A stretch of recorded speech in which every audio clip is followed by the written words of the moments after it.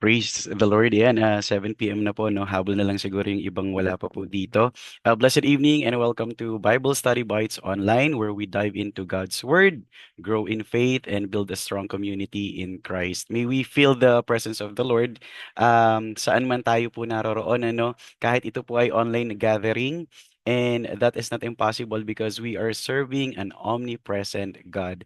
Kaya niyang abutin ang lahat ng dako. If you can, feel free to open your cameras, prepare your notebook and ballpen to jot down yung mga personal revelations and teachings ni Lord po sa inyo sa message po na ating mapapakinggan. And don't forget to utilize our Zoom chat box as well as your screen for a much better BSBO experience. Salamat po sa ating Panginoon. And ulit, welcome po dun sa mga newbies po natin, first time sa Bible Study Bites online. Lagi po kayong umaten para masigit pa tayong lumalim sa pagkakilala po sa ating Panginoon. So ito yung pinaka-title po ng ano natin, ano, ng gawain po natin for tonight. My Story, His Glory, a testimony of God's goodness that ignites revival. So kailangan ko po yung participation ng bawat isa na naririto, no? Kung kaya po ninyong mag-share ng mga testimonies po ninyo, limit po natin sa 2 minutes para if marami yung gustong mag-testify kung gaanong naging mabuti si Lord sa kanilang buhay this past few days, marami po tayong mapapakinggan na testimony. So yun yung tanong na sasagutin po natin, yung sinend ko po sa chat box. What have you been thankful to God for this past few days? So mag-pray po muna tayo para mas bigyan tayo ni Lord ng lakas ng loob na i-share kung paano ba naging mabuti ang Panginoon sa buhay po ng bawat isa sa atin. Let's close our eyes and bow down our heads. Hallelujah, Jesus. You are worthy to be praised, O Lord. We glorify, we magnify your name, Jesus, for thou art worthy. Ikaw ay dakila, Panginoon. Ikaw ay mabuti sa aming mga buhay. If not because of your grace, if not because of your unconditional love, if not because of your mercy, if not because of your faithfulness, loving kindness, wala na po kami, Panginoon, sa mundong ibabaw.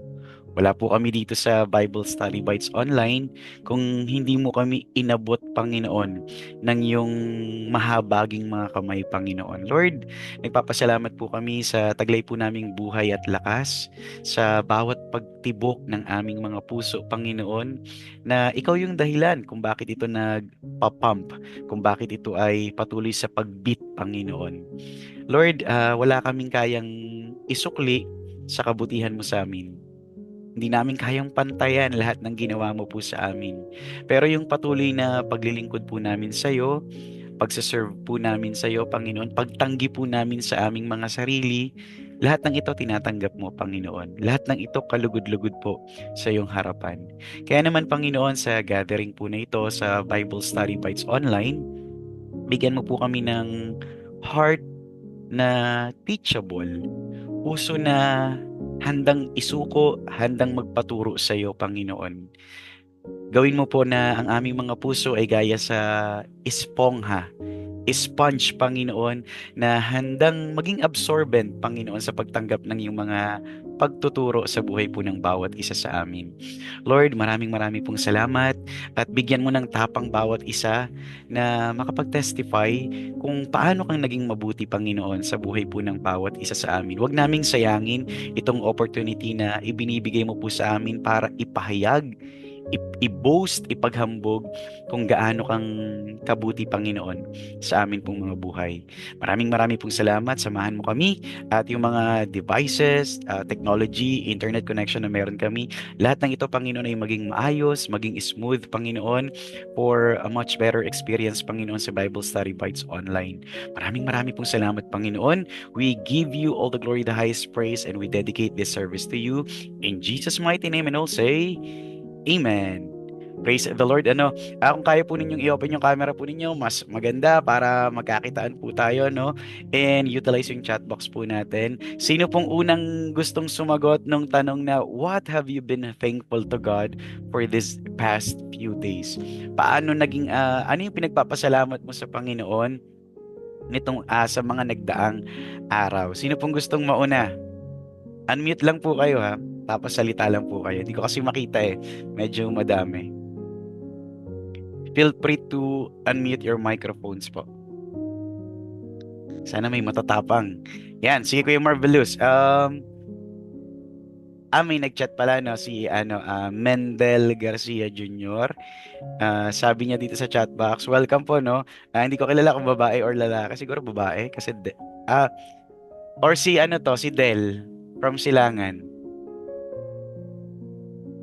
Ikaw siguro to, no? Sabi niya dito sa chat box, mauna na po ako dahil wala po kasi privacy dito sa amin. Ako po, thankful po ako na kay buti pa rin ni God sa amin dahil hindi niya kami pinabayaan sa lahat ng aming mga pangangailangan. So talagang ayan, yun yung ipinagpapasalamat niya sa Panginoon. Hindi daw pinabayaan ni Lord yung family niya sa lahat ng kanilang pangangailangan. And I believe sa lahat ng area to, lahat ng aspect ng kanilang buhay. Physical, mental, emotional, financial, spiritual, maging sa familial. So talagang yung mga bagay na yon, yung Diyos yung nagbibigay katugunan sa lahat ng ating pangangailangan. At kagaya ng lagi nating napapakinggan, Matthew 6:33, seek ye first the kingdom of God and His righteousness, and all these things shall be added unto us. Dapat daw natin, kung uunahin daw natin ang kaharian, katwiran ng Panginoon, siya yung magiging priority ng ating buhay. Lahat ng basic necessities natin, lahat ng pangailangan natin, ipoprovide ng Diyos na siyang ating Jehovah Jireh. Salamat din sa share mo sa chatbox, Mendel. Kuya Marvelous, nag-unmute kanina. Or sige, Shane muna. Shane. Sige po, Shane. Sister Shane. Sorry, hindi ko po alam, kakapasok ko lang. Kakapasok lang pala. Sige, prepare ka na muna. Kuya Marvelous. Sige, ako na nga lang. Good evening, brothers and sisters. Yun nga, magandang gabi muli. So, pinagpala tayong lahat dahil nagsama-sama na naman tayo. Sa kabila ng problema na kinaharap ngayon ng former president natin, so political yon. So, marami nagpipray. Pag-pray din natin na sana maging maayos yung lahat. So, sa akin, very thankful ako na yun nga, nakilala ko si God. Then tama yun, seek first the kingdom of God in His righteousness. Hanapin muna natin yung ng Panginoon, yung kalooban ng Panginoon bago natin yung mga prioritize yung iba. Kasi yung iba, hindi naman lahat, pero meron pa ring inuuna nila yung trabaho para sa ganito. Merong iba naman na hindi na nakakaalala sa Panginoon dahil nga masyado silang busy sa trabaho.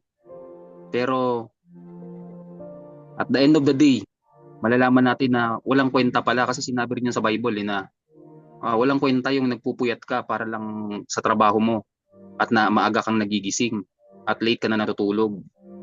Pero ang pinakamahalaga sa lahat is yung makilala natin yung Panginoon kasi siya yung nagbibigay ng lahat. Kasi kung hindi niya will, hindi natin makukuha yung bagay na gusto natin.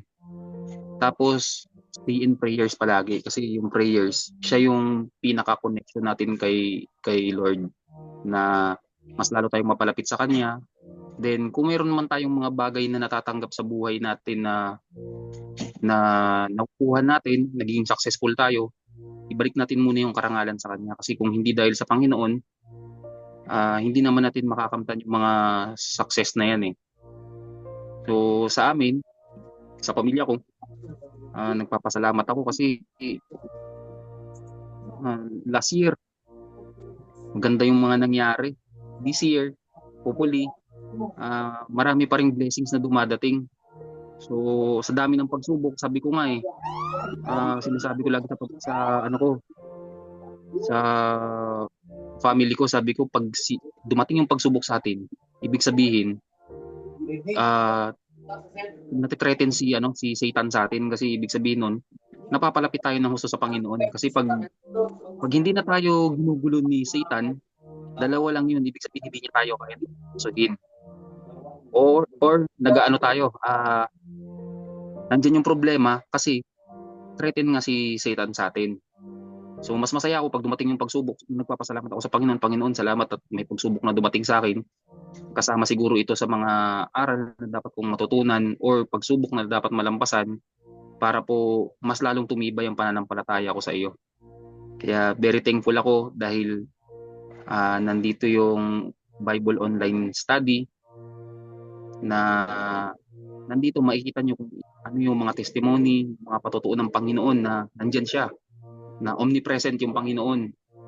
Hindi lang para sa bawat isa sa atin, kundi para sa ibang tao din na masishare natin na maisama natin sila dito sa gawain ng Panginoon. Kaya very thankful ako. At maraming salamat at to God be all the glory. God bless us all. Amen. Praise the Lord. Salamat po Kuya Marvelous dun sa share po ninyo na na testimony. Totoo po 'yan, tama. Kailangan po nating ipag-pray yung bansang Pilipinas sapagkat nakikita po natin sa social media, sa television kung ano yung mga nakakapangyari po ngayon. So kahabagan nawa ng Panginoon ng bansang Pilipinas at ang Pilipinas ay huwag maging lubusang maging circus Kaya kung ayaw po natin maging circus ang Philippines, intercede po tayo para sa bansang Pilipinas. And ang ganda ng shinare ni Kuya Marvelous, sa lahat ng triumph, sa lahat ng victory, sa lahat ng pagtatagumpay na nararanasan po natin everyday, laging ibigay sa Panginoon yung karangalan na marapat sa Kanya. Hindi sa atin, hindi nasabihin, ang galing ko, nagtagumpay ako, I'm malit na bagay, ako to magaling ako, mahusay ako Yan. At tandaan mo, lahat ng skills, lahat ng husay na meron ka, pinagkatiwala lang sa'yo ng Panginoon. So, sa Kanya lahat ibigay ang kapurihan. Next po, limit po natin na 2 minutes para makapag-share po yung iba, mga kapatid. Next po, unmute lang po kayo. Hindi ko po makita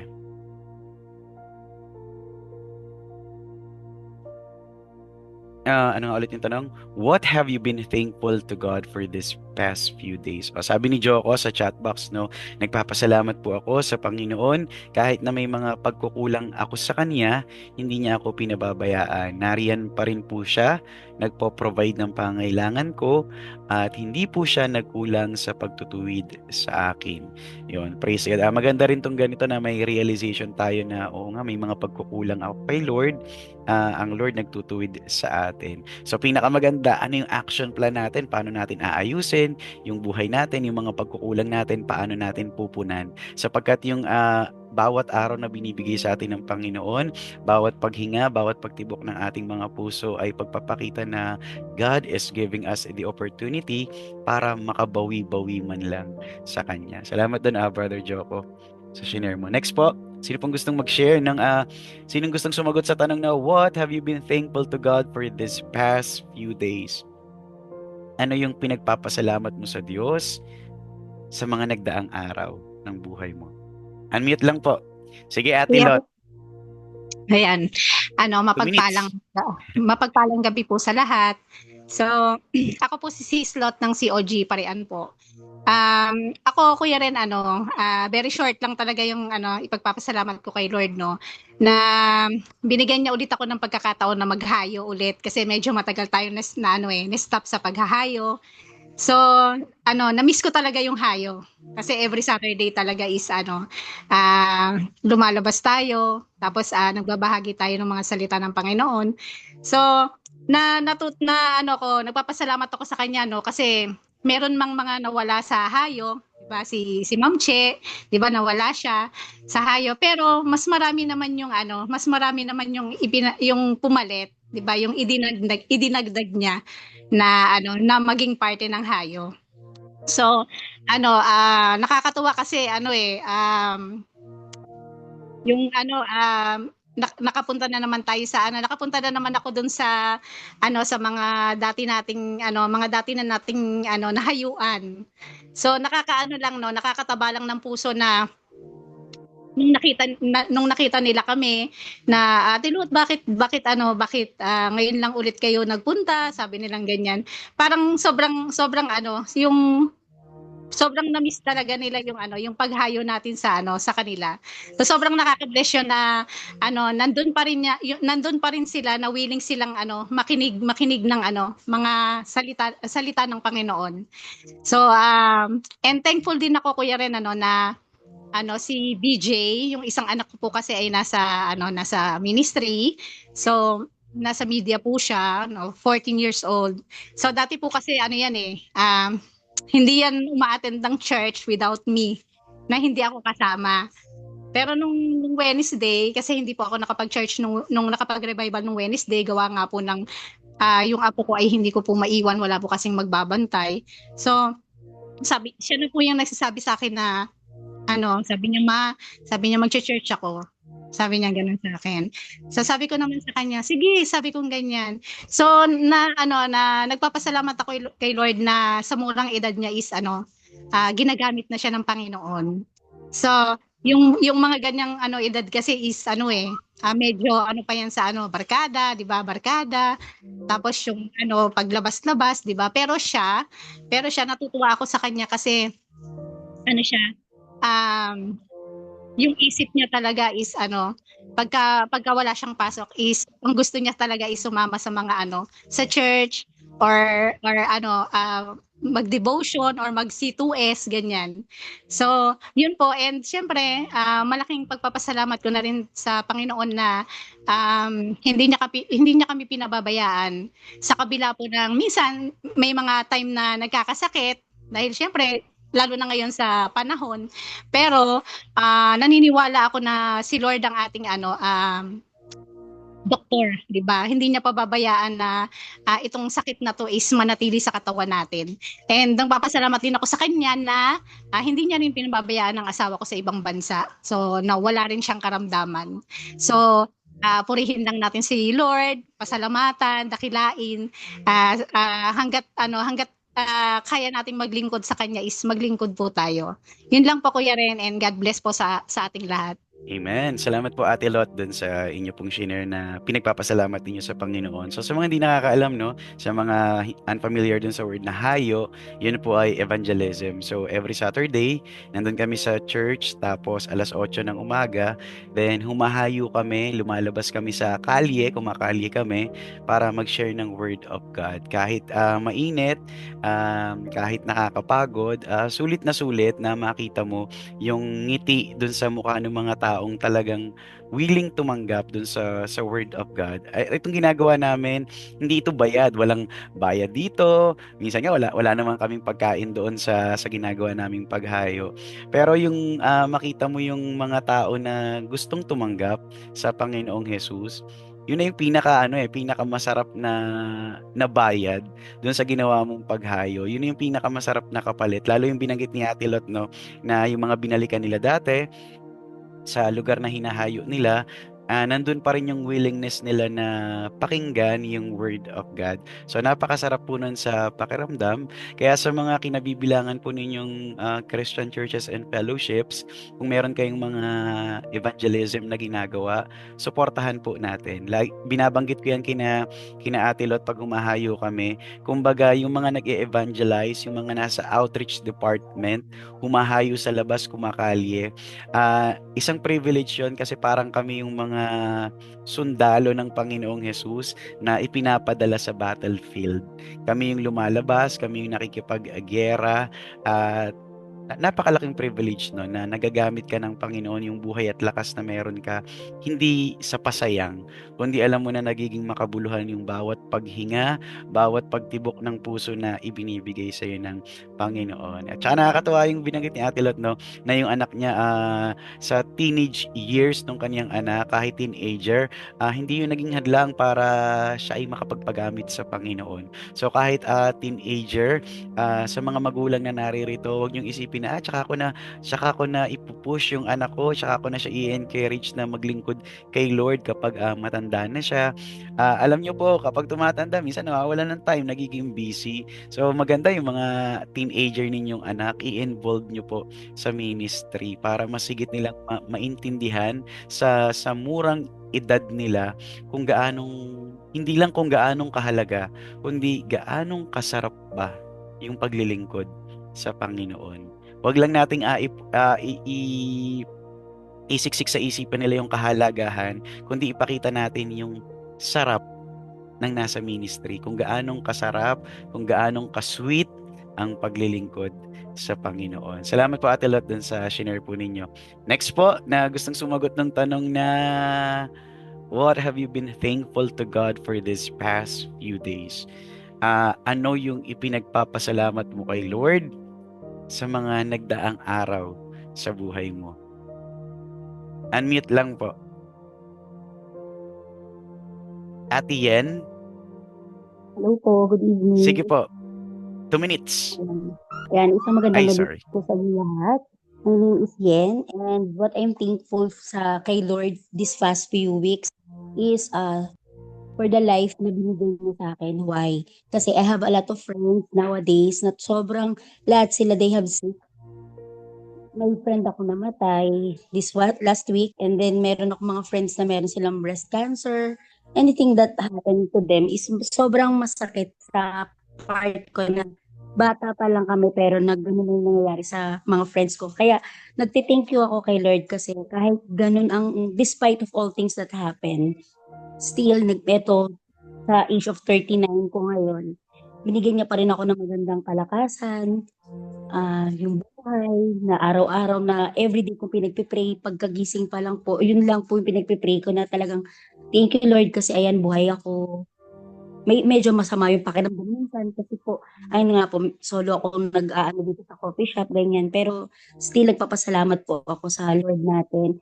And next po, dahil po nakasali na po ulit ako for the long period of time, nag-DDS na po ulit ako ngayon. Bali pangalawa ko lang po ito, nasali na po ako sa GC, at least may update po ako na may ganito po tayong Zoom meeting. And of course po, nagpapasalamat ako dahil hindi na po ako OFW. Ayun po. And nagpapasalamat din ako kasi meron mga OJT ngayon for immersion sa mga batang to. Natutulungan ko sila at least para sa kanilang pag-aaral. And then po, nagpapasalamat din po ako kay Lord. Itong linggo na to kasi ang daming nangyari sa buhay po namin. Medyo shaking nga ako eh. Ayun po, kasi yung coffee shop, syempre bago pa lang po kami. Hindi pa kami kilala dito sa Tansa. Pero still, ang buti ni Lord kasi binibigay niya sa amin yung pinaka the best na kaya niyang gawin. Kasi po, hiniling ko po. Hiniling ko, pero ano lang po to, as in random thoughts lang na parang ito ng coffee shop and then binigay po ni Lord. Kaya po nagpapasalamat ako. Next po for my family. Kahit po solo parent po ako ngayon, I have 2 kids. Parehas na po silang maayos yung buhay nila. What I mean is, graduate na po ng college yung bunso ko. And yung panganay ko po, hopefully po, makasakay na po ng barko. And last po, itong pag-travel po next week. May 3 days travel po ako for Korea.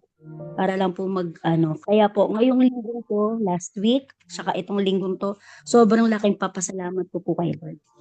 Ayun lang po.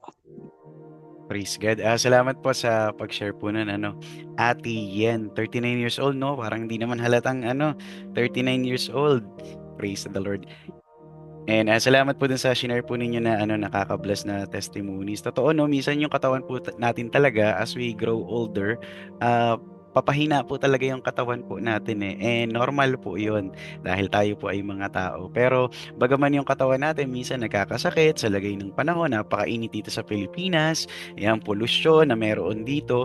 Pero ang pinakamahalaga yung pagkataong loob po natin, yung spirit and soul natin is patuloy na lumalakas sa Panginoon. Praise the Lord. And yun, sayang layo nyo po, no? Sarap sana magkape, kaso nasa Tanza pala kayo. And praise God. Nakaka-bless din yung binanggit niya na may natutulungan siya ng mga bata or kabataan. At ang pinakamaganda doon, alam ko, ginagawa to ni Ate Yen, yung pagtulong niya sa mga taong ito. Hindi para siya yung mabigyan ng credit but for the glory of the Lord. Ayan. Salamat po Ate Yen dun sa share po ninyo. Meron pa pong gustong mag-share? Last, 2 minutes. Bago ko po i-share yung message na maikli lang naman, actually na-share ko na to sa revival night. Yan, sabi sa chat box ni Joko, nag-chat daw sa kanya yung isang umattend kanina, si Christine Gumanod na wala ng wifi. Sabi, Panginoon, nagpapasalamat po ako sa taos puso sa lahat ng inyong biyaya at pagmamahal. Salamat po sa bawat araw na ako ay buhay, malusog at may lakas upang magsikap. Salamat po sa inyong walang sawang gabay. Kahit may mga panahon ng pagsubok, kayo po ang aking kalakasan. That's true, no? At sa inyo ko natagpuan ang tunay na kapayapaan. Salamat po sa aking pamilya, mga kaibigan at lahat ng mga pagpapala sa aking buhay. Patuloy po kayo ang maghari sa aking puso at buhay. Naway magpatuloy ang aking pagpapasalamat at paglilingkod sa inyo. In Jesus' name, Amen. Praise God. Totoo yun, ano, sa mundong puno ng chaos, ng kaguluhan, ang Panginoon po ang ating kapahingahan. Nasa Kanya po ang ating shalom, ang ating perfect peace. Praise God. Last po, na gustong mag-testimony. Unahan na po kayong mag-unmute. What have you been thankful to God for this past few days? Ano yung pinagpapasalamat mo sa Diyos nitong mga nagdaang araw? Meron pa po? Sige po, Ate Edith. Opo, Brian. Good evening po sa lahat. So, ah, ako pinagpapasalamat ko kay Lord.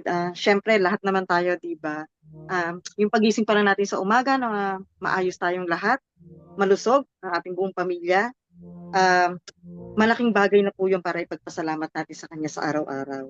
So, sa akin po, everyday naman kasi talagang hindi natin pwedeng hindi pasalamatan ng Panginoon sa mga bagay-bagay na ginagawa niya sa buhay natin. Maliit man yan o malaki. Di po ba? Marami po siyang bagay na hindi na nga natin hinihingi minsan pero ibinibigay niya. Di po ba?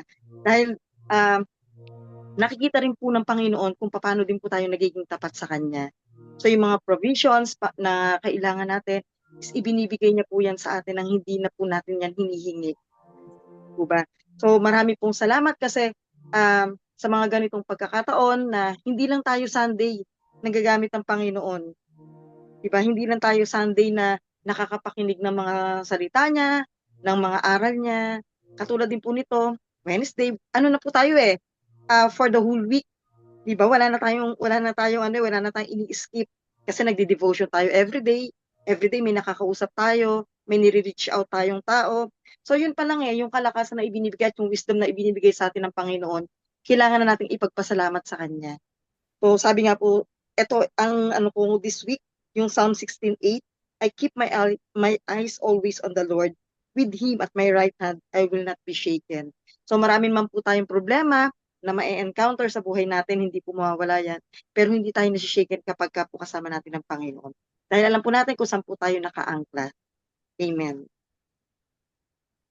Amen. Praise God. Salamat po, Ate Eds, doon sa inyo pong shinare, no? Ang ganda ng binanggit ni Ate Eds na sabi niya, we are receiving things na hindi naman natin hinihingi or ipinag-pray kay Lord. Totoo po yan, ano? Kung iisipin natin mabuti, oo nga, no, hindi ko naman hiningi kay Lord itong bagay na ito.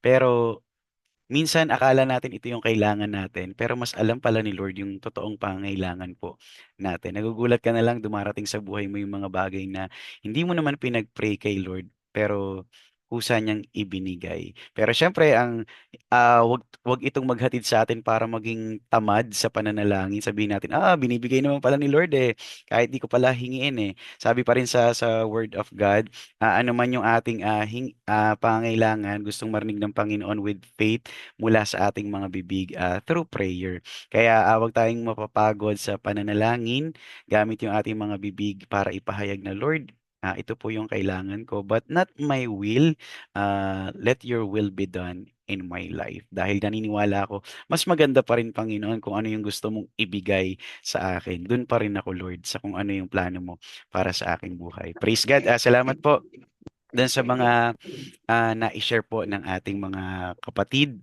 na mga testimonies nila, mga gusto nilang ipagpasalamat sa ating Panginoon. Start na po tayo dun sa maikling message lang naman na i-share ko po tonight. Sabi po sa Psalm 66 verse 16, utilize po ninyo yung inyong mga screen or monitors, naka-flash po dyan. Sabi dito ng psalmist, no, come and listen, all who fear God, and I will tell you what He has done for me. Sabi ng psalmist, pumarito, lumapit at makinig kayo, kayo na mga mananampalataya ng Diyos. Ayan, sa madaling pagkakatagalog ko lang, sa madaling translation ng Tagalog. Lumapit, pumarito kayo, kayo na mga mananampalataya ng Diyos na tunay at buhay. Sasabihin ko sa inyo kung ano yung ginawa niya sa buhay ko. Sabi diyan sa unang part, come and listen. Nung binasa ko yan, ang nakita ko dito is boldness and authority. Parang sinasabi niya dito na pumarito kayo, lumapit kayo, makinig kayo sa akin. With boldness and authority, alam nitong psalmist na importante yung kanyang sasabihin. Kaya siya nag-uutos ng ganyan. Hindi po yan hindi yan request. Yan ay isang command, isang utos. Hindi niya sinabing, will you please come and listen? Can you please come and listen? Wala talagang straightforward, come and listen. Pumarito kayo, makinig kayo. Why? Dahil importante itong isi-share ko sa inyo, importante itong sasabihin ko sa inyo. Alam ng psalmist na importante yung sasabihin niya at kailangan itong marinig ng mga sumasampalataya sa Diyos. Pagpapakita yan na yung psalmist, yung sumulat ng Psalms chapter 66, he or she is very proud. He wants to boast. Ginamit ko yung term na boast. Gusto niyang ipagyabang. Gusto niyang ipaghambog. Hindi yung kanyang sarili. Kasi sa Bible may binabanggit na boasting, paghahambog or pagyayabang. When we say pagyayabang or paghahambog, parang negative na agad yung pumapasok sa isipan natin. Pero sa biblical context, kapag nakabasa tayo ng boast in the Lord, ipaghambog mo ang Panginoon, ibig sabihin nun is magandang paghahambog. Why? Kasi you are not boasting yourself. Hindi yung sarili mo yung pinagyayabang mo, kundi ang itinataas mo, ang ipinagmamapuri mo, ang ipinaghahambog mo ay ang Diyos na tunay at buhay. The psalmist is very proud. He wants to boast, gusto niyang ipaghambog kung gaanong kabuti ang Diyos sa buhay po niya. Kaya tayo, lahat tayo may mga testimonies. Kaya nga sinimulan natin sa testimonies itong gawain po natin Kasi gusto kong makita na meron kaya sa mga mananampalataya na nandito. Kasi kalimitan majority sa atin dito sa Bible Study Bites online, mga Christian na eh, mga mananampalataya na, mga kasama na tayo diyan sa all who fear God. Yung who fear God diyan, nagbibigay ng reverence, nagbibigay ng mataas na paggalang sa Panginoon. So kasama tayo sa binabanggit dyan. I want to test and I want to try kanina. Meron kaya na handang maghambog kung gaanong kabuti ang Lord sa buhay nila. Kaya nakakatuwa naman, may mga nag-unmute ng kanilang microphone, hindi para ipaghambog yung kanilang mga sarili kanina, kundi para ipaghambog kung gaanong kabuti si Lord sa kanilang mga buhay. May share ako sa inyong kwento patungkol sa gathering demoniac. Siguro yung iba sa inyo familiar na sa kwentong ito sa gospel. Matatagpuan ito sa gospel at ito yung kwento nung lalaking Gadareno na inalihan, na possess siya ng bad spirits, ng demons. Hindi lang ng demon eh. Ang binabanggit dito sa gospel is demons, legion. Pag sinabing legion, pulutong ng mga demonyo. Naalala ko dati, share ko lang, hindi naman talaga to kasama dito sa i-share ko. Share ko lang tong testimony na to. Dati natulog ako, tapos nanaginip ako sa loob ng church daw, nasa isang church daw ako, may pumasok daw na babae. Siguro kananayan na yung edad niya. Naka-orange siya na dress, long dress, tas kulay orange. Tas palinga-linga siya sa loob nung church. Matagal ko na 'tong napanaginipan. Tapos sabi ng babaeng yon na naka-orange na dress, sabi niya, ramdam na ramdam ang Holy Spirit dito. Yun yung binanggit niya habang lumilinga-linga siya. Tapos bigla siyang umupo sa tabi ko. Sabi ko sa kanya, ano pong pangalan niyo? Sabi niya, Evonal. Evonenal, Evonal. Yun yung pagkakarinig ko dun sa panaginip ko. So very unusual no na matandaan mo yung pangalan dun sa panaginip mo. Pero ako natandaan ko talaga yung pangalan niya. Nagising ako ng madaling araw, sinearch ko yung pangalan niya sa My Sword Bible Dictionary. So wala siyang account. Sabi ko, ibig sabihin hindi biblical yung pangalan. Tapos niyaya ko yung kasamahan ko dun sa church kasi may wifi sa loob ng church eh. Patay pa yung ilaw nun. Sabi ko, samahan mo naman ako dun sa loob ng church ko, connect ako sa wifi. May isa-search tayong word or pangalan. Then ginugal ko yung pangalan na Evonal. Alam niyo po pag may lumabas na result sa Google, tapos nang inopen ko yung pangalang Evonal, ang nakalagay ay Legions of Demons. Alam niyo po nung nabasa namin yun, takbo talaga kami palabas. From loob ng church, takbo kami nung kasama ko papalabas. Grabe yung kilabot namin sa katawan namin kasi yung Evonal na na-search ko ay ang meaning niya is Legions of Demons. So parang sa panaginip ko nagkaroon ako ng encounter sa isang Legion of Demons. Ngayon, tinatry kong i-search yung pangalan na yon. Wala na yung yung result na nakita ko dati sa Google few years ago. So na-share ko lang naman ganun, ganun yung kalagayan nitong gathering demoniac. Siya po ay inaalihan ng napakaraming demons. At ang Panginoong Hesus pumunta sa lugar nitong lalaking ito kasama yung kanyang mga disciples. At nilapitan siya agad ng gathering demoniac na yan. Sinalubong agad siya ng lalaking may bad spirit. At syempre, discern yun ng Panginoong Yesus. Alam niya that this man is possessed ng bad spirits. Ang ginawa ni Jesus Christ, He rebuked yung legion, yung bad spirits na gumagawa dito sa lalaking ito at nakaranas ng deliverance itong lalaki. Nakalaya siya dun sa pagkaalipin, dun sa pagkakaroon niya ng tinatawag na demon possession. After that, nung nakaranas ng deliverance itong lalaki, sabi dito sa Mark chapter 5 verse 18, please utilize po yung inyo pong mga no. Yung pong inyong screen.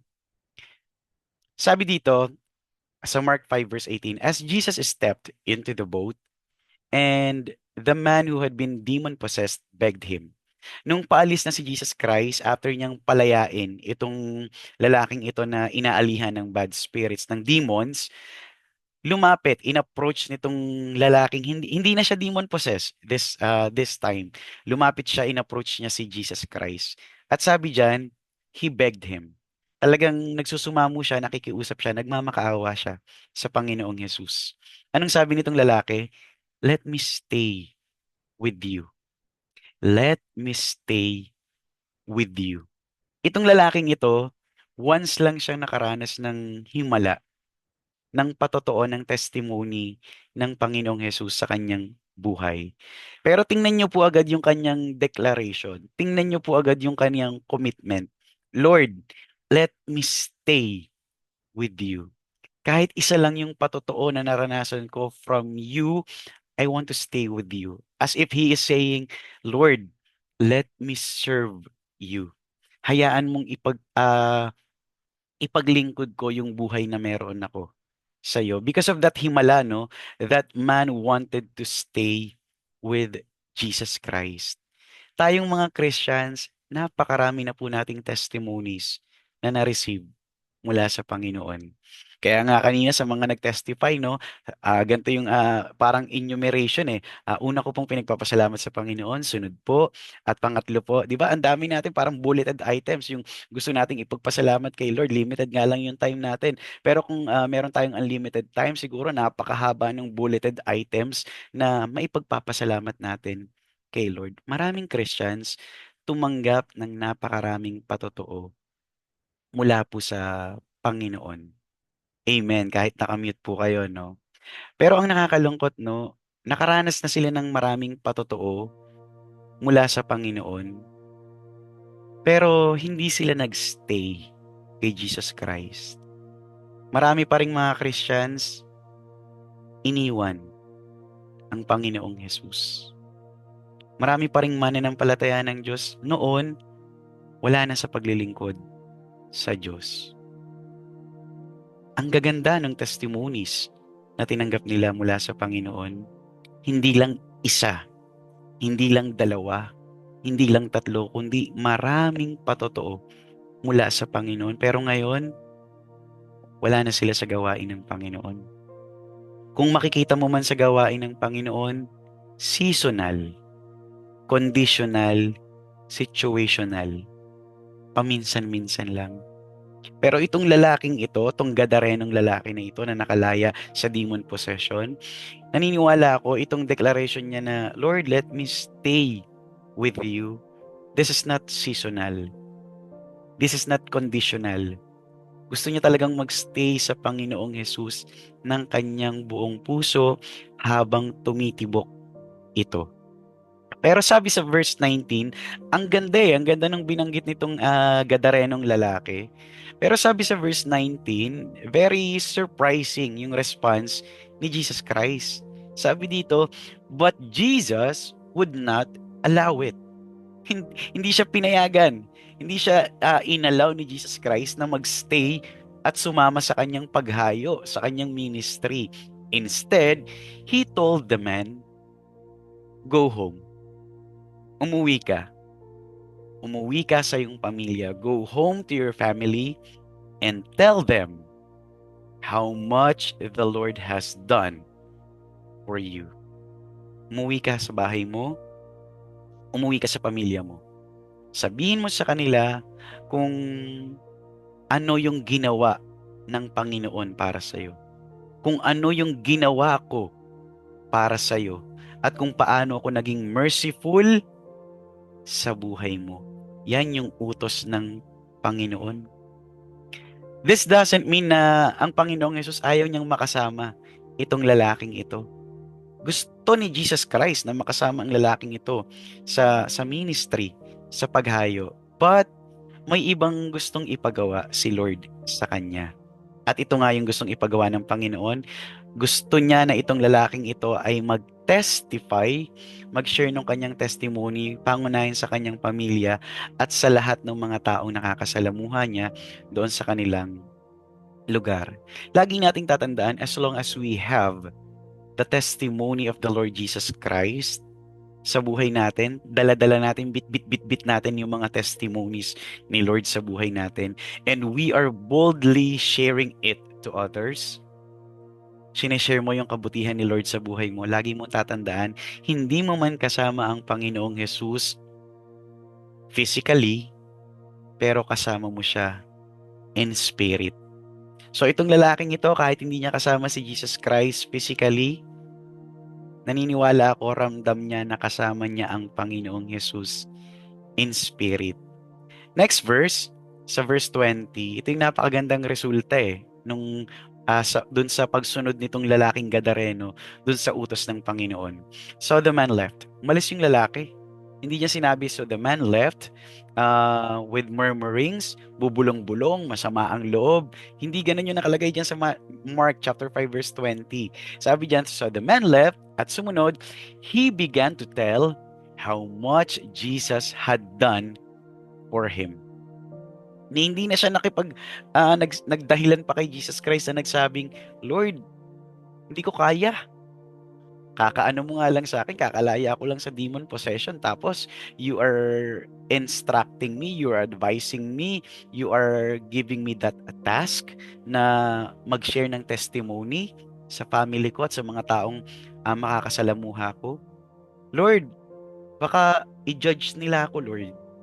Baka sabihin nila, Lord, na ano ka naman baliw ka naman kasi di ba minsan ganun yung tingin nila sa mga demon possessed, baliw ka naman ano ka demon possessed ka nakatira ka sa sementeryo, nakatira ka sa libingan ba't kami maniniwala sa'yo? Lord, baka ganun yung sabihin nila sa akin. Pero hindi po ganun yung sinabi nitong lalaki. Wala siyang itong gathering man, wala siyang buts, wala siyang ifs, wala na siyang mga kung ano-ano pang sinabi kay Jesus Christ. He just followed Jesus.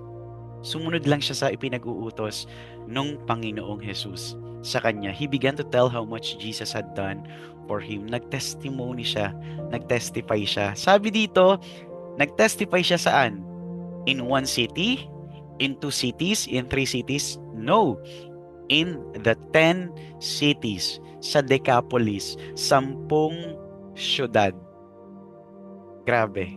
At yung resulta, everyone was amazed.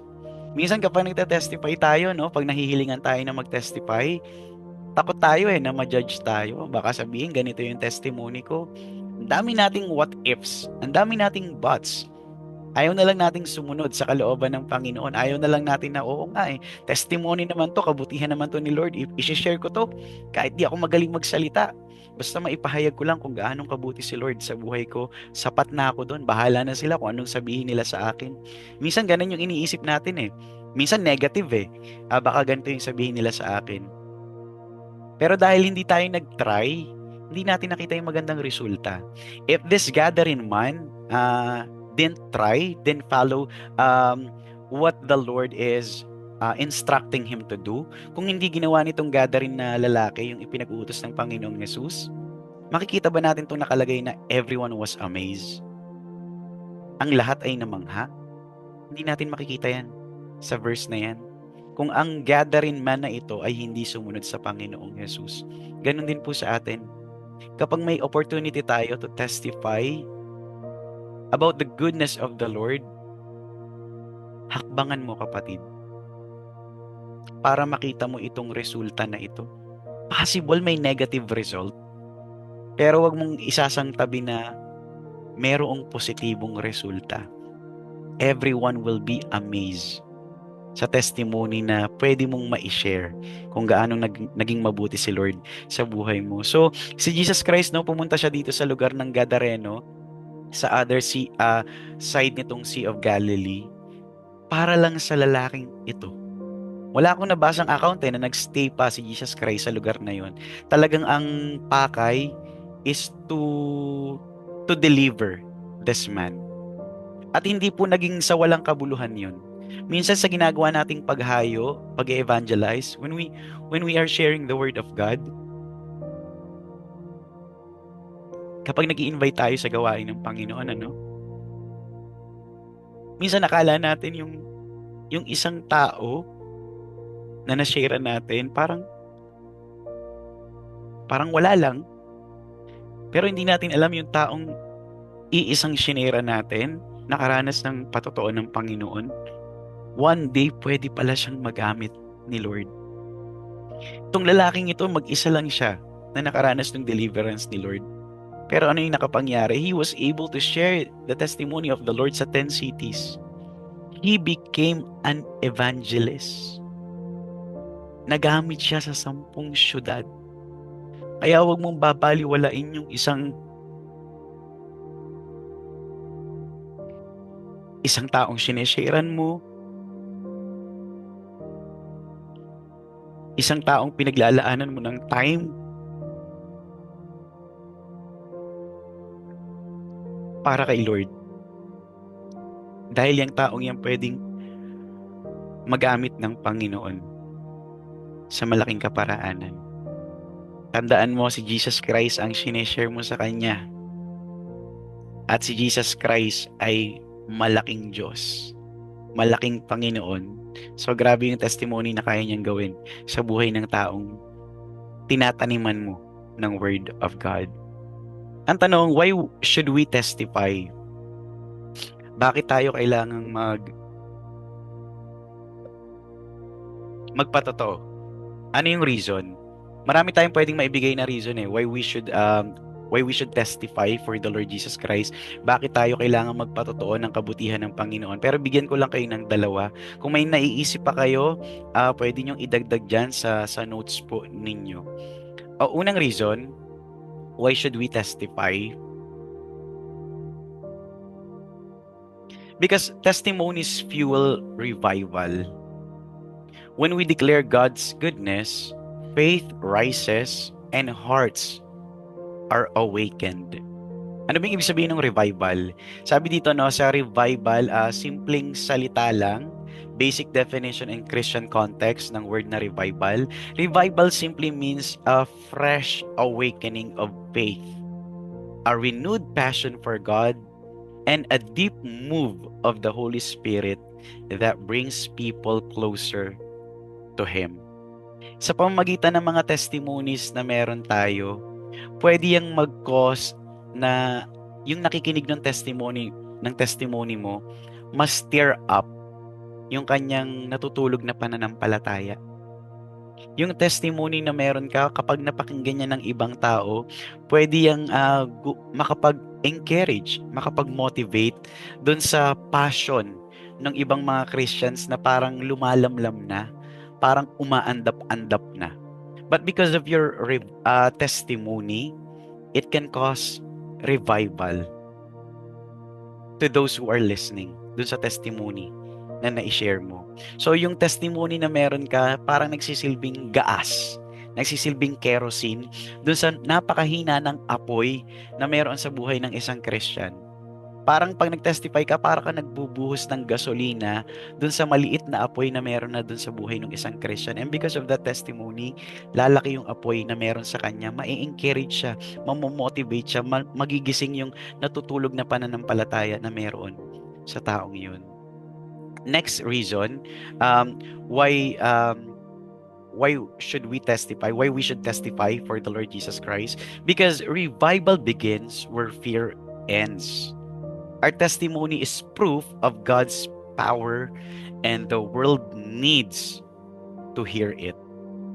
When we testify, alam niyo po, kinakabahan si Satan. Kinakabahan ng kaaway. Why? Kasi nagpapasimula tayong, minsan hindi tayo hindi tayo komportable to speak in public. Hindi tayo komportable na tumayo sa stage, mag-unmute ng microphone sa ganitong mga online gathering. Lahat tayo may kanya-kanyang kaba. Pero kapag nagsimula ka ng mag-unmute, nagsimula ka ng magtaas ng kamay at sasabihin mong, I want to testify for the Lord, kinakabahan si Satan. Bakit?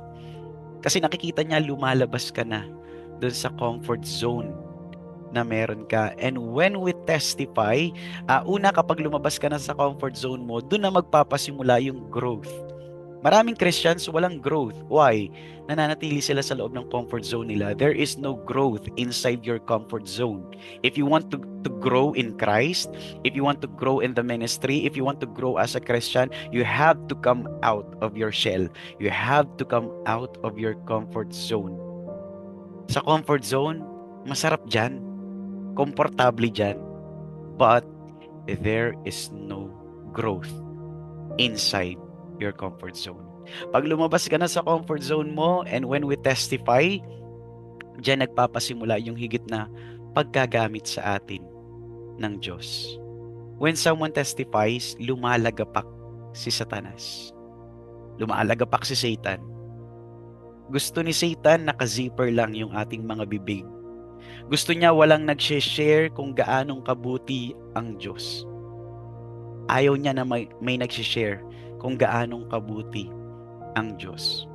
Ayoko yan. Ayoko nag-share kayo ng kabutihan ni Lord. Papayag ba tayo doon? Na nakazip lang yung bibig natin? Pag nakazip lang yung bibig mo at sumusunod ka sa gusto ni Satan na dapat nakazip lang yan, you are not following the Lord. You are following the will of the enemy, of the adversary. Pero dapat, kung ano yung ayaw ni Satan, yun yung gagawin natin. Ayaw niya na mag-testify tayo. So what we should do? What should we do? Testify for the Lord Jesus Christ. Ayaw niya na nag-share tayo ng kabutihan ng Diyos because every testimony sparks a revival. For God's goodness cannot be silent. Ang kabutihan ng Diyos dapat hindi po sinasarili. Hindi po dapat tahimik lang. Kaya hindi ako masyadong agree kapag nakakarinig ako ng mga malimit ko itong naririnig sa maraming mga Christians, baka guilty ka dito. Sinasabi nila, ay ako Christian ako pero hindi ako showy sa pagiging Christian ko. Wala pong ganun. Kapag Christian ka, tandaan mo, you have the light of the Lord Jesus Christ. At ang liwanag na yan, hindi pwedeng takpan. Di ba may ganyan sa gospel? Hindi pwedeng may ilawan ka, tapos tatakpan mo yung ilawan. If you are the light of this world, as a Christian, pinagpe-pray mo, Lord, make me salt and light. Light ka tapos tinatakpan mo, you're not showy with your light. That's contradicting. Bilang Kristiyano, dapat nag-i-illuminate po sa atin ang buhay ng Panginoong Jesus. Hindi mo pwedeng sabihin Christian ka pero hindi ka showy. Dapat nakikita sa'yo yung Christ-like characters. Dapat nakikita sa'yo ang Panginoong Jesus. Ang kabutihan ng Diyos dapat yung nagva-viral. Ang kabutihan ng Diyos dapat yung nag-e-echo sa social media and everywhere, lalong-lalo sa buhay mo. Next slide po natin. Sabi dito, let your testimony echo wherever you are.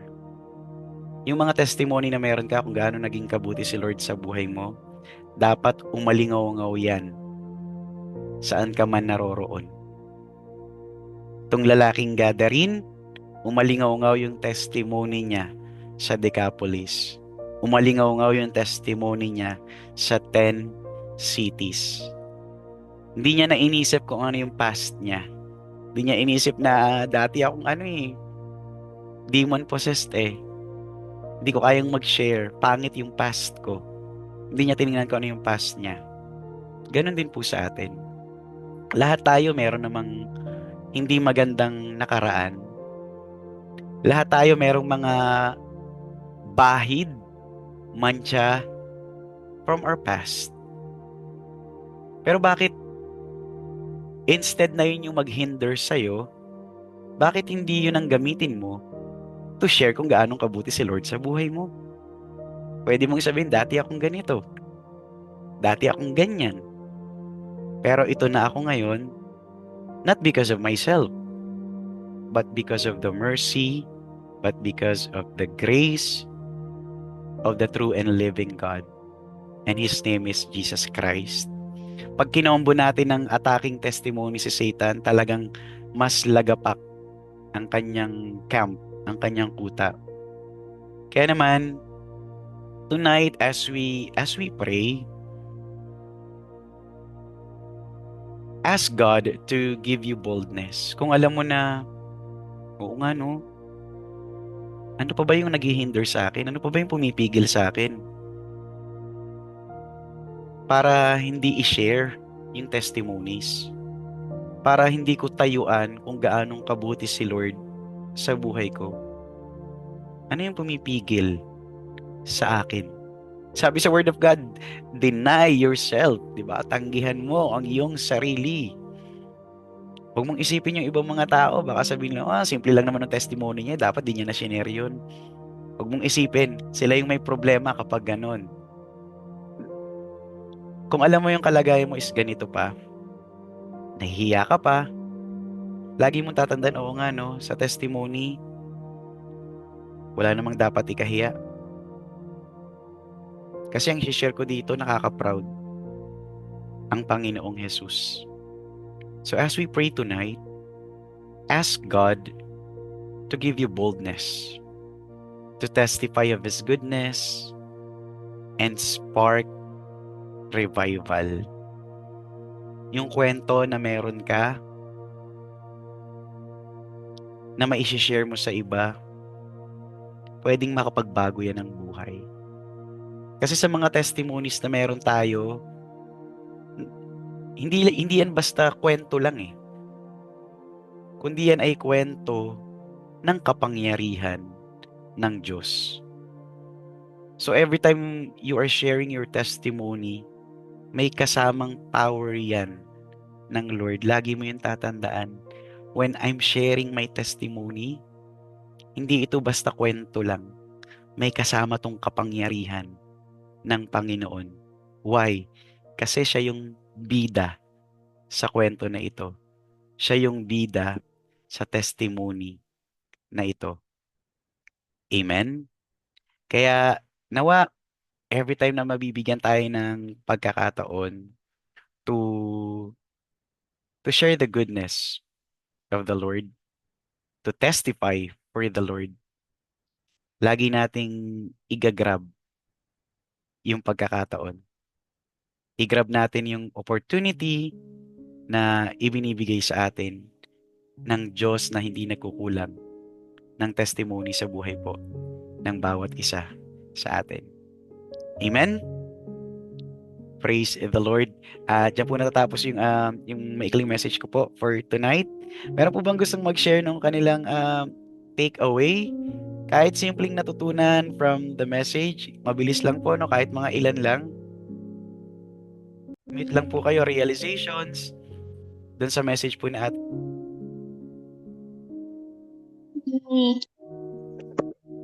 Sige po, Ate Shane.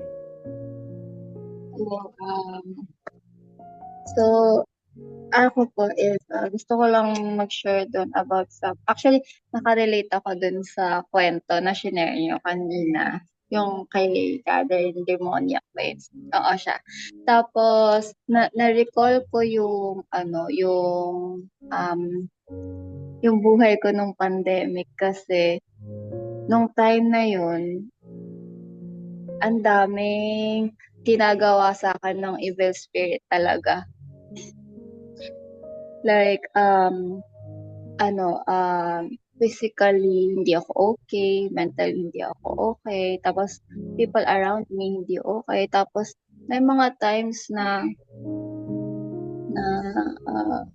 may mga times na kapag nagpe-pray ako, yung alam niyo po yun kasi parang minsan nag-grocery, ganyan. Dati kasi Catholic po kasi ako. So, that time, yun nga, nag-grocery. Tapos meron kaming set of prayers na pinipray. Tapos every time na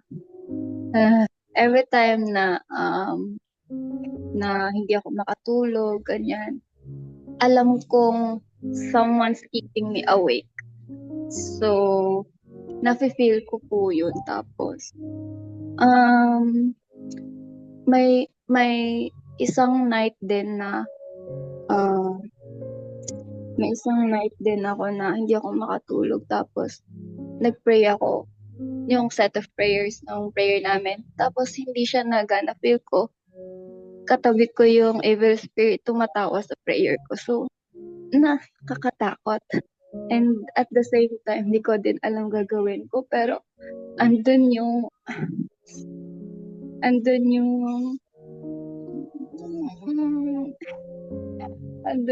Holy Spirit sa akin, guiding me pa rin na sige, i-push mo mag-pray, ganyan. Tapos, basta po marami ako naranasan na never ko naranasan. Yung pandemic ko lang siya naranasan. Tapos, may mga times na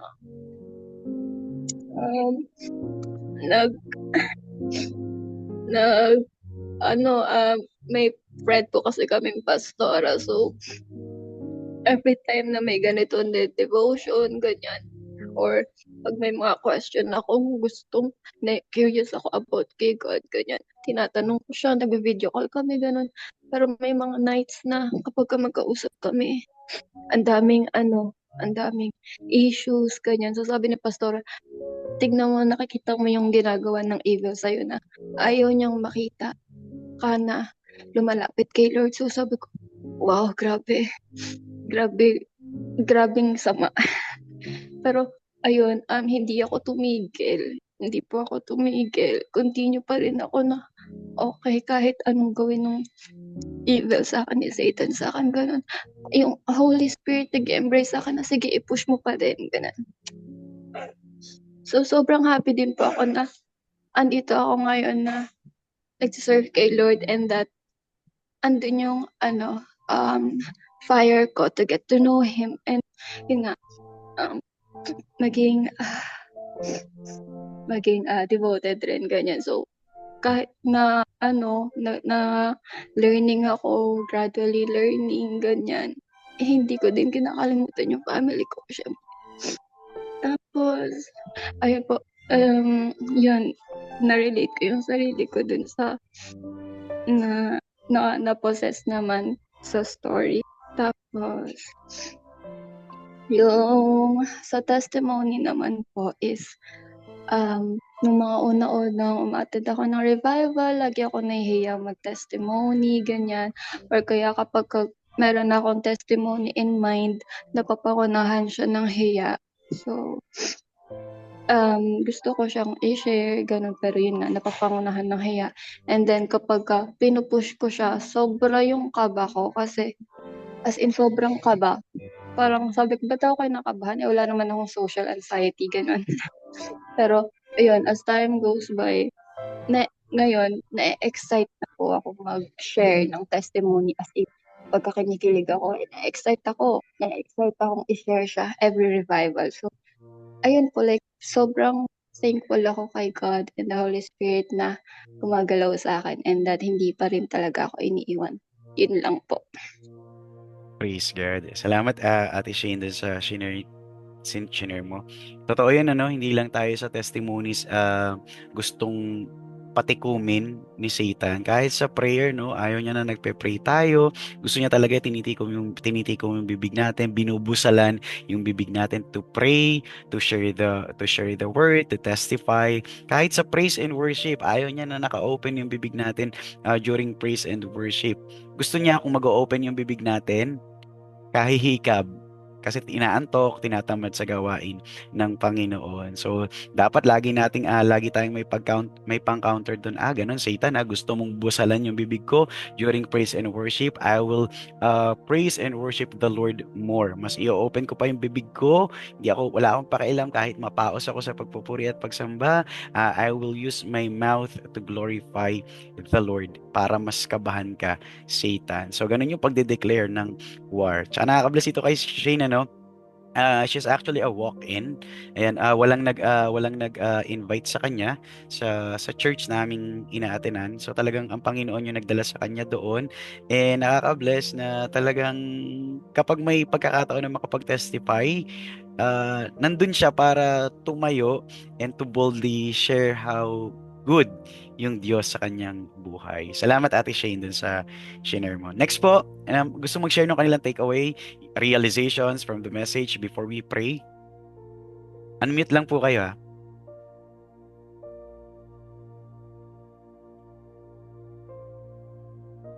Chris, huwag ka na mahiya. O, Kuya Chris daw. Oo nga, sabi mo, Kuya Chris, di ba paghahandaan mo? Sabi mo last week. Nakahanda siya, brother.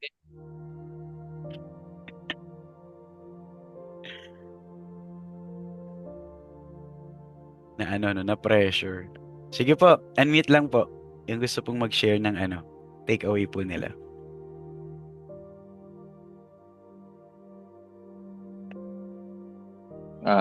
Ako po sana. Sige po, Kuya Rich. Okay naman po yung audio ko. Okay po. Kaboses mo si Kuya Ryan, ha? Isa rin po ako sa mga mentee niya. Ayan po. About dun sa sharing and then testimony. So, by the way, ano nga pala po, ako si Rich po. Isa rin po ako sa mga mentee ni Kuya Ryan. At the same time po, bali parang first time ko rin po ito kahit na yung tatay ko po tsaka yung mama ko po is same po sila na pastor and then pastora. Pero sadly, naghiwalay po sila. Tapos si papa po is nagpapastor na rin sa Davao. Tapos si mama po is umatin na lang po din ng church. So, yun po, from the time na kami nag-church kami nung bata pa ako. So parang wala sa akin yung pag-church, pag-a-attend ng kung ano man yung event sa church. Parang wala lang. So nagpapasalamat din ako dito sa Church of God dito sa Naik. So yun. Nakilala ko rin si Kuya Ryan. So parang mas napalapit yung loob ko sa Diyos. Siguro advantage na rin na lumaki ako sa family na Christian. And then syempre, yung kumbaga dati po kasi sobrang hirap ng buhay namin sa yung nagbi-ministry po sila baba at sila mama. Tatandaan ko po, napasok ako sa school. ah, parang lagi po ako walang baon, ganun. Tapos, yun, naawa po kay mama tsaka kay papa pag naalala ko po yun. Kasi parang, ano, parang, di ba po pagka mas more nagsisik tayo kay God, parang lalo tayo nahihirapan. And then, nung family ko na yan, kaya kasi kami napunta ng Naik, which is, bala kasi nila magtayo ng church dito sa Naik, which is one of the mission po nila. Ah, nasira po yung bahay namin. Giniba po, dinimolish kasi para nagkaroon ng problem yung relocation site kasi galing po kami Parañaque. So, yun po, na-realize ko lang na dun sa mga pagsubok, so parang by generation na rin yung mararamdaman mo yung pagbabago sa buhay mo as Christian. So, ito na yung blessing. So far ngayon, okay naman yung buhay namin. Although hindi katulad talaga dati, medyo malayo na. So, na-realize ko din yung mga about sa sharing. So, may time na nagte-testimony rin ako pag nagsisitwes kami ni Kuya Ryan. And then, now, binabala ko yung sinasabi nyo nga po na wag mahiya mag-testimony sa bawat kung sino man yung makausap mo about Jesus. Gusto ko kasi ma-adapt ng mga kaibigan ko na meron kasi ang mga friend na lagi nagyaya ng inuman, ganyan. May mga bisyo. So, gusto ko mag-share about kung paano ko nalagpasan despite na sila kasi pag may problema, laging saan kayo, inom tayo. Kailangan ko lang ilabas to. Sabihin ko yung problema ko. Medyo puno na ako, ganun. Parang ano rin ako sa sarili ko na kaya ko bang sabihin sa kanila na kaya ako nagbago kasi mas nakilala ko si Jesus. Kaya ako tumigil mag-inom, manigarilyo kasi nakilala ko si Jesus. Kumbaga, bukod sa napalapit ka na sa Diyos, naging mas healthy pa yung katawan mo. Yun, sinasabi ko rin kay Kuya Ryan, so kay Brother Ryan, na hindi ko kasi ma-share kasi sinasabi nila lagi na pagka nagiinuman, sabi, oy, ba't di ka na nag-inom? Siguro nagkasakit ka, ganyan. Siguro may something sa'yo. Hindi ko masabi na dahil yung kay Lord. And then dahil din yun, siguro tinulungan yung isip ko ni Lord na Rich, dapat baguhin mo na yung buhay mo. Kasi bukod sa meron ka ng anak, may family ka na rin. So, dapat ituwid mo na yung landas mo. Kumbaga, alamin mo kung ano yung purpose mo. And then, so far, sana ma-realize ko yung purpose ko. So, sana in time, maka-attend na rin ako sa mga ministry and then maka-attend ako ng kung ano man na events sa church. Siguro, yun nga, sobrang ganda ng message ngayon. Actually, hindi ko lang na ano yung una kasi kakauwi ko lang galing work. Tapos yung pauwi ako, naalala ko may Bible study nga pala. Actually, parang pangatlong beses ko palang umattend dito kay Ryan. So, natutuwa ako sa ganitong event and then napupulfill din ako. And then parang dito, nare-replenish yung katawan ko. Syempre, sa amin sa sales, medyo mahirap din. And then, syempre, sumasabay pa yung ibang problema ko dito sa bahay. Usually sa mga normal things sa family like bills, due date. So, isa din to sa mga gusto ko. At the same time, kinabukasan Friday, so magsisitues kami, excited ulit kami magkita-kita nila, Brother Ryan. Yun, sobrang blessed ko palagi kahit na marami akong problema. Tapos pinagdadasal ko na sana si Papa at si Mama mag-aayos sila in the future, sana po. Yun. Kaso malayo na rin kasi medyo matagal na rin po kasi silang hiwalay sana. Yun po, yung brother rin, so sama niyo po sana si Mama at si Papa na ma-realize nila na humarap sila sa Diyos nagpakasal sila sa Diyos. at the same time, syempre yung faith nila, paniniwala nila is dapat kumbaga parang ano nila, tuparin nila. Pinagdadasal ko rin yun, sana maging okay sila. So yun, sana tulungan ako ni God about dun sa mga sharing and testimony. Bigyan ako ng lakas ng loob. Hindi ako mahiya sa mga kaibigan ko kasi actually nasama pa rin ako sa kanila pero hindi naman ako nag-iinom, nagkukwentuhan lang ako about life, araw-araw, ganun. So yun, sana sa susunod na magkita kami ulit, makapag-share ako ng Word of God and then maparealize ko sa kanila na dapat i-center mo yung buhay mo kay Lord despite na marami kang problema. Kasi parang yung kahapon, actually nung isang araw lang pala, yung friend ko kasi parang may problem siya. Parang may sakit yata yung father niya, tapos patong-patong yung problema niya. Nag-aaya siya mag-inom 2:00 ng madaling araw. Or 11:30, 1:30 ganun. Yun. Parang natulog ako na dapat ko ba sabihin na ganito, ganyan. Bigyan ko siya ng advice. Kaso wala pa talaga ako masyadong alam ganun sa mga about. So, about sa pag-share kung ano ba dapat gawin niya. Siguro, yun yung mas focusan ko ngayon about doon. So, kung may ma-advise po kayo, brother Ren, or sa mga kapatid ko sa pananampalataya. So, sana bigyan niyo ako ng magandang advice about din kasi medyo full kasi talaga yung isip ko. Siyempre, pag sa sales dami iniisip. Yan po. God bless po. Good evening, everyone. Praise God. Salamat din na Kuya Rich dun sa share mo, no? Don't worry, kahit di mo na simulan, recorded naman tong Bible Study Bites online natin. So pag na-upload na to, pwede mong i-review, balikan yung na-missed mo. And sa binanggit mo, no, binanggit ni Kuya Rich kanina, no, sabi niya kasi the more na nagsisik tayo kay Lord, mas nahihirapan tayo.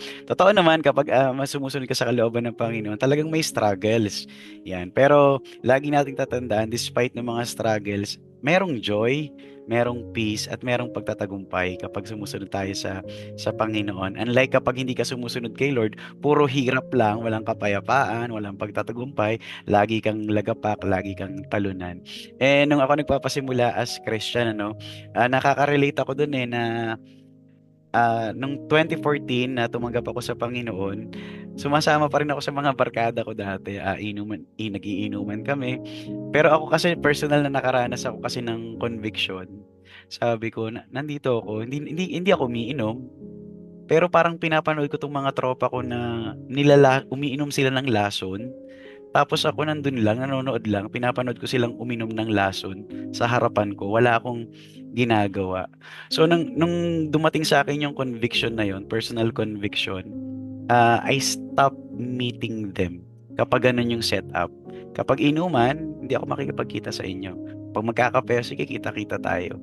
Yan. Pero kung papakita nyo sa akin na ganun yung ginagawa ninyo, tapos ako nandun lang, tapos naka-zipper yung bibig ko, hindi ko kaya. Umiiyak yung spirit sa loob ko. Pero yun ay personal conviction. Kung ano yung personal conviction sa ng Lord, yun yung sundin mo. But pakita mo pa rin na nandyan ka sa kanila to support them, hindi dun sa mga maling ginagawa, kundi kapag kailangan kanila bilang kaibigan. And dun sa advice naman na hinihingi mo, lahat kasi tayo may kanya-kanya talagang kaba. Minsan di talaga natin alam kung ano yung i-share natin, pero napakaganda na hayaan natin na yung Panginoon yung magbigay ng words sa bibig natin. So kapag tayo may mga katagpo, no, may mga kakatagpuin tayo, may kakausapin tayo, maganda maisama natin sa prayer na, Lord, ikaw yung maglagay ng words sa bibig ko. Kasi hindi ako mahusay sa words. I'm not eloquent. 'Di ba? Kagaya ni Moises na marami siyang dahilan sa Panginoon. Hindi siya magaling manalita. Pero ang Panginoon, siya yung gumawa ng bibig natin eh. Ibig sabihin, Lord, kung ikaw yung gumawa ng bibig ko, alam mo din kung ano yung magandang words na ilagay dito sa bibig kong ito. Kaya Lord, use my mouth, use me as your mouthpiece para maipahayag kita, mai-share din kita sa mga taong ito at makapagbigay ako ng talagang beneficial advice sa mga taong humihingi nito. And dun sa kay mama at papa mo, totoo yan, maganda ipag-pray mo sila. Huwag mong isipin yung tagal. Tagal na nila magkahiwalay, baka wala ng pag-asa. Naalala ko dati yung nanay at tatay ko nung naghiwalay sila nung high school ako, 9 years silang hiwalay. Third party pa yung nun, dahilan. Hindi ako Christian. I'm not praying for them. Walang Christian sa aming sa immediate family ko. Pero nakita ko paano sila nagkabalikan. Ngayon magkasama si nanay at si tatay. Ayan. So how much more pa yung sa'yo na mga mananampalataya sila ng word meron silang may salita ng Diyos na nakatanim sa kanilang puso. So, I believe through prayer talaga, consistent prayer, may conviction na gumagawa sa buhay nila. Pero nagigets ko bilang anak, syempre, affected tayo. Ayan. Pero lagi mong tatandaan, you are not just rich by name, but you are rich in testimonies of God. Ayan, hindi lang rich yung pangalan mo, tandaan mo mayaman ka sa testimonies ng Panginoon. And those testimonies, magagamit mo yan para mas makita mo pa yung purpose mo sa Panginoon. Salamat for sharing that. And salamat po sa matagumpay po nating gawain for tonight. Nawa lahat tayo merong mga na-realize, may mga natutunan. Personally ako kahit ako nag-share ng Word of God, meron akong mga personal realization. Kaya may mga times kanina nagpo-pause ako kasi naiiyak talaga ako habang sineshare ko yung message. So lahat tayo talaga nakikinabang sa Word of God na kung patutuloyin lang talaga natin ng buong buo sa ating mga puso. So nawa lahat tayo yung mga kwento na meron tayo, our story ay magamit for God's glory. Salamat sa ating Panginoon. Let's close our eyes and we are going to pray. Hallelujah, Jesus. Hallelujah. Tunay, Panginoon, na napakabuti mo sa aming mga buhay. Ikaw ay dakila. Diyos na hindi nagbabago. Diyos na mayaman sa testimonies. Kaya kami, Panginoon, bilang mga mananampalataya mo, use us as your mouthpiece. Binigyan mo kami ng bibig, Panginoon.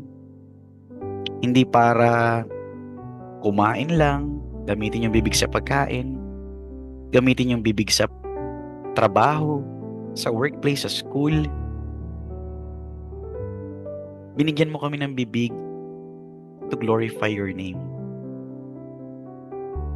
To boldly share yung mga testimonies na ipinaranas mo po sa amin. Hindi kami papayag, Panginoon, na hanggang sa amin lang yung kabutihan mo. Bigyan mo kami ng tapang, Panginoon, na tayuan kung ano yung mga dapat po naming tayuan bilang mananampalataya mo. Bigyan mo kami ng tapang, Panginoon, to open our mouth. Buksan yung bibig po namin sa pananalangin. Buksan yung bibig namin sa pagpupuri at pagsamba. Buksan yung bibig po namin, Panginoon, sa pagpapahayag kung gaano kang naging mabuti sa buhay ng bawat isa sa amin. Ayaw namin, Panginoon, na manatiling nakatikom yung mga bibig po namin. Sabi sa iyong mga salita, the mouth speaks what the heart is full of. For the abundance of the heart, the mouth speaketh.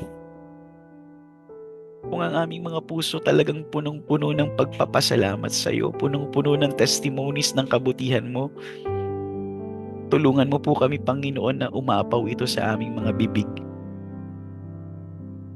I-anoint mo po kami, Panginoon, every time na may mga kausap po kami, humihingi sa amin ng mga payo bilang mananampalataya mo.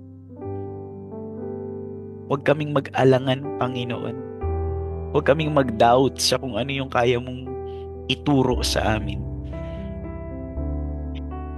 Sa mga araw po na ito, Panginoon, tulungan mo kami na laging mag-declare ng war sa kaaway.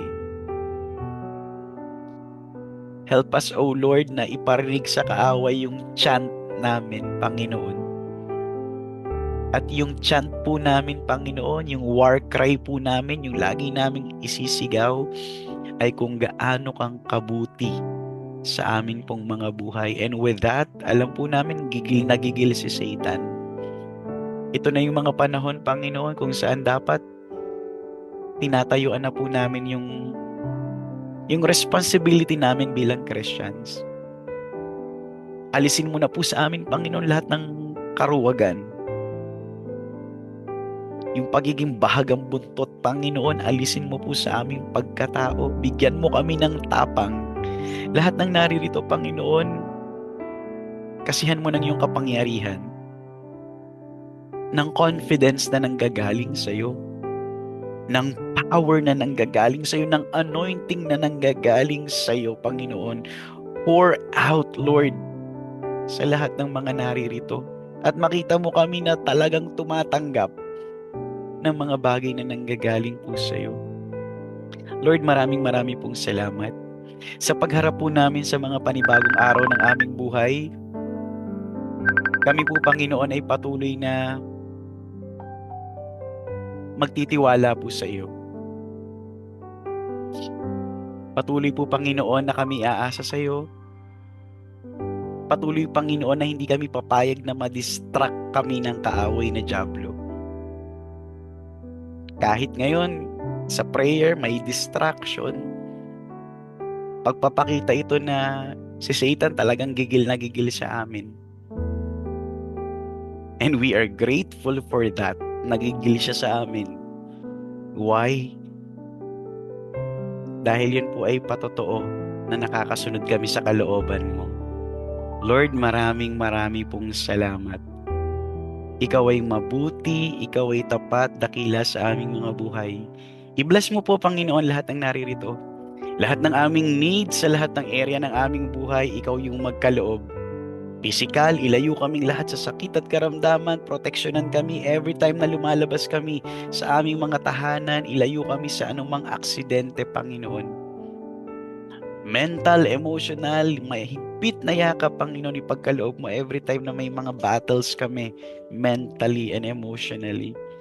Financial, i-provide mo, Lord, lahat ng pangailangan po namin at lahat ng kakainin po namin sa araw-araw. Familial, lahat ng broken relationship, Panginoon, sa pamilya, kaya mo pong ayusin.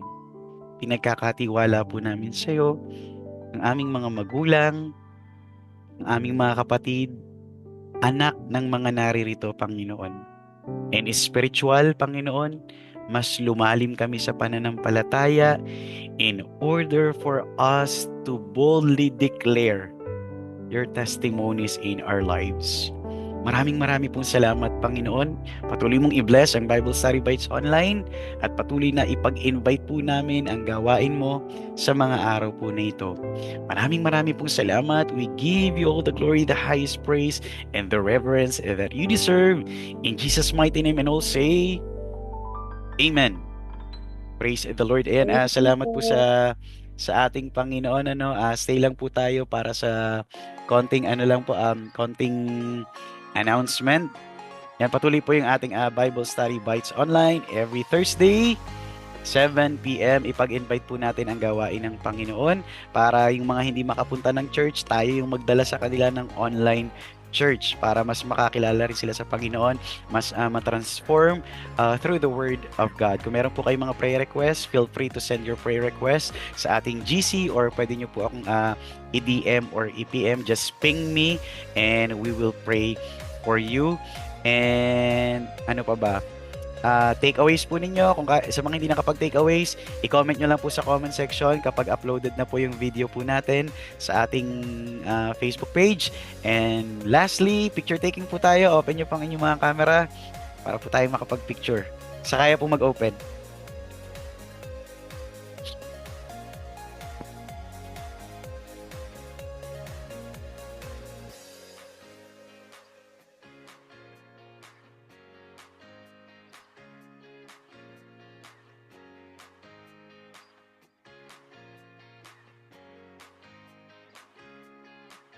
Ayan. Sige po, picture po tayo. Open na po ba? Baka may hahabol pa po. Ayan, tayo lang po natin yung mga humahabol pa. Ayoko nito, parang teacher. Yan na lang. Sige po, picture po tayo. Ngiting tagumpay. 1, 2, 3.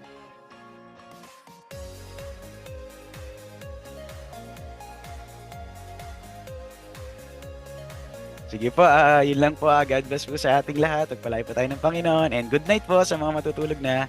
God bless Thank po. you See you po. po next God week. bless po. Bye. God bless. God bless. God bless po. God bless po. Bye-bye po.